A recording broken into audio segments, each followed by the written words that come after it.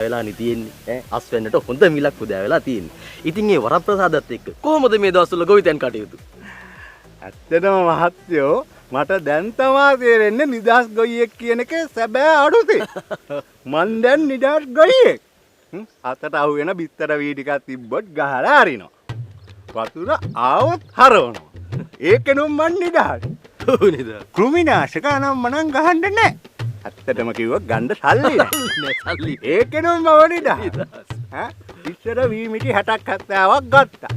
දැන් වී මිටි 2යි 3යි. 2යි 3යි. ට්‍රැක්ටර් රෝඩෙත් නැහැ. ඕනේ නැහැ. උට්ටයිකලේ තියාගෙන ගෙදර ගෙනියනවා.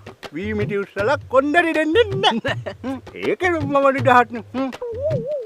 අනිත් එක තමා මහත්තයෝ මම මේ කුඹරට ඇවිල්ලා ඉන්නකොට මං ගෙදර ගෑණි කෙනුත් නිදහස්. ගෑණිනුත් මං දැන් සැබෑ නිදහස් ගොයියෙක් කියන එක මට තේරෙනවා. ඇත්ත.